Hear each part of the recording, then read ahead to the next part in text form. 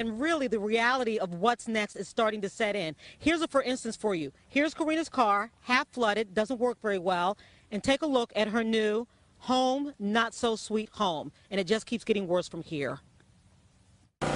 Desperation doesn't even begin to describe what's happening in Warren, as just day-to-day living has become impossible and unbearable. We have nothing left. All our clothes are ruined, animal food gone, everything. This is video Kathy Cook shot on her cell phone Monday evening. We got cars stuck, flooded all over here. Today she is simply raw nerves as the gravity of her situation sinks in. Nobody's answering any of my questions. I'm getting sick of it. I have no place to go. I'm a disabled person here trying to survive as it is. 4 houses down and across the street, her neighbor is homeless in her own front yard. We actually put a tent up because we can't afford to keep going back and forth to a hotel. How will Karina Dragoy survive another 45-degree night in a tent? This is where we're sleeping now. How will she get back on her feet? I opened the front door and it was a river coming through. She works as a waitress for below minimum wage. She has a total of $100 in savings and maybe $400 in checking. There was clothes, there was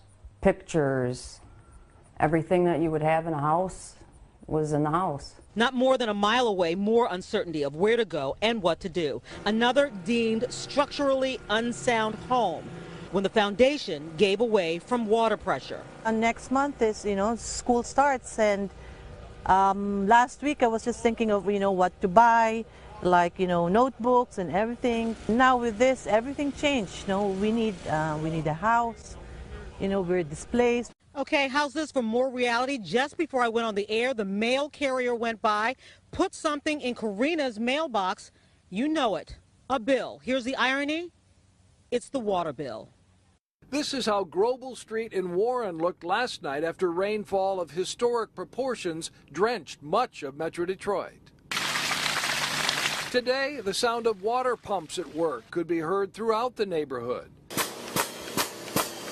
as homeowners affected by the storm did their best to clean up the mess.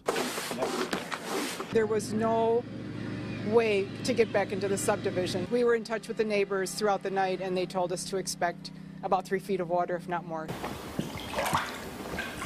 This was the mess awaiting my mother-in-law, Katerina Casale, when she finally returned to her home this morning. 2.5 to 3 feet of water in the basement. A sinking feeling for sure, as items now floated about.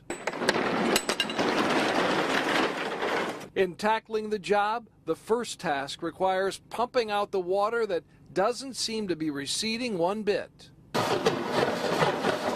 It feels good to be able to help the people out, and not every day that they get to count on us or something. There's no carpet here, but water-soaked and damaged items must be removed before the drying and sanitizing can begin. I've never seen anything this bad in so many separate homes. The way that the rain came so fast and hit so hard, it's one of the worst I've ever seen. We knew it would be bad, but there are staggering new numbers tied to the flooding disaster in Metro Detroit tonight. In Warren alone, the damage estimate tops $1 billion, and some people believe the city may be at least partly to blame for a whole lot of that destruction. Let's go to 7 Action News reporter Simon Shaquette. He's live in Warren tonight. Homeowners are facing some big cleanup bills there, Simon. Absolutely. People here are describing it as a bad case of deja vu. Take a look over here. It's not the first time they've had to throw out almost everything as a result of extreme flooding. When floodwaters wreaked havoc on homeowners in Warren, many blamed Mother Nature. Lives were lost, cars totaled.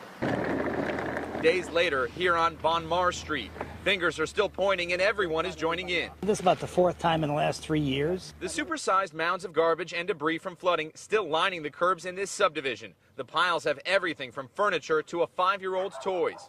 Like my trampoline and all my toys and my books. How did that make you feel? Sad.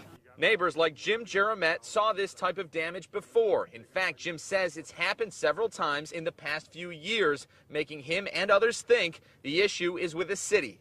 For 46 years, there's been never a problem in this neighborhood with water. The last 4 years, this is our 3rd major event with floodings of our basements. And we're not just talking about an inch of water, we're talking about 16 to 18 to 24 up to the 3rd step. Well, we lost our washer, dryer, Dining room set, sofas, cedar chest, tools. Even as some start to question City Hall's sincerity. Come out and talk to us and tell us what has changed over the last 4 years.